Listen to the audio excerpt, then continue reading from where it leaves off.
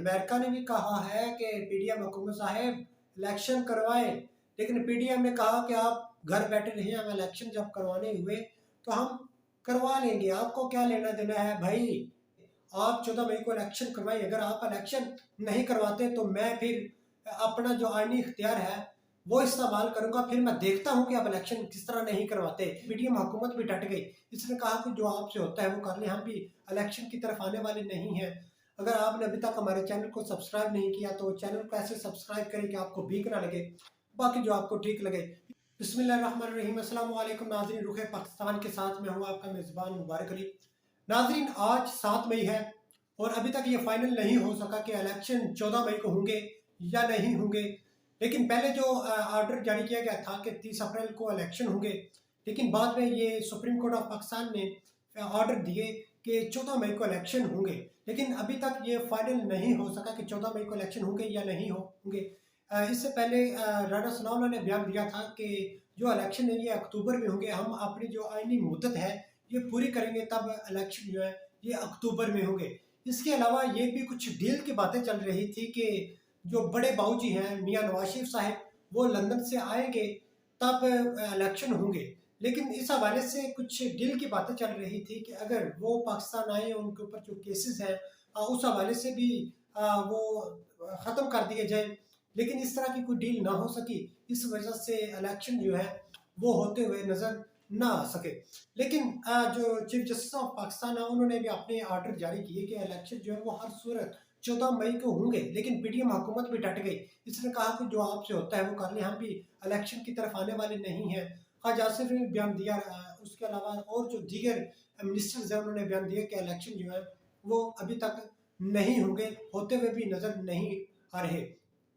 लेकिन आपको एक बात नाज़रीन क्लियर कर दूं कि इलेक्शन 14 मई को होंगे भी नहीं, क्योंकि अभी तक जो बेल्ट है वो भी नहीं छपे और इसके अलावा जो फंड्स हैं वो भी जारी नहीं हुए। पिछले दिनों सुप्रीम कोर्ट ऑफ पाकिस्तान ने शुरू में कहा था कि जो स्टेट बैंक ऑफ पाकिस्तान है वो इलेक्शन कमीशन को अपने जो फंड जारी करे, लेकिन स्टेट बैंक ऑफ ने पाकिस्तान ने कहा कि जब तक हुकूमत ना कहे हम ये आईनी तौर पर जो फंड है वो जारी नहीं कर सकते। लेकिन वो जारी ना किए गए, इलेक्शन जिस वजह से ना हुए। ये आज चीफ जस्टिस ऑफ पाकिस्तान ने एक तकरीब से खिताब किया और उन्होंने दो टोक पैगाम दिया पीडीएम हुकूमत को। उन्होंने कहा कि आप 14 मई को इलेक्शन करवाइए, अगर आप इलेक्शन नहीं करवाते तो मैं फिर अपना जो आईनी इख्तियार है वो इस्तेमाल करूंगा, फिर मैं देखता हूं कि आप इलेक्शन किस तरह नहीं करवाते। ये दो टोक पैगाम था election chief justice of Pakistan Umar Ata Bandial का। उन्होंने कहा कि अब अगर अमल नहीं करते तो फिर फैसला जो है वो आइन में मौजूद है, उस आइन के मुताबिक मैं फैसला जो है वो सुनाऊंगा। और नाज़रीन, जाहिर बात है इलेक्शन तो होते हुए नजर नहीं आ रहे। आज 7 मई है, 14 मई 7 दिन बाकी हैं। 7 मई में ये क्या कर लेंगे, इस तरह का है कि और अक्सर जो हमारे हुक्मरान है वो एक हदीस से नबी सल्लल्लाहु अलैहि वसल्लम सुनाते हैं कि कौमें जो है वो तब तबाह होती हैं जब अमीर और गरीब के लिए अलग अलग कानून हो।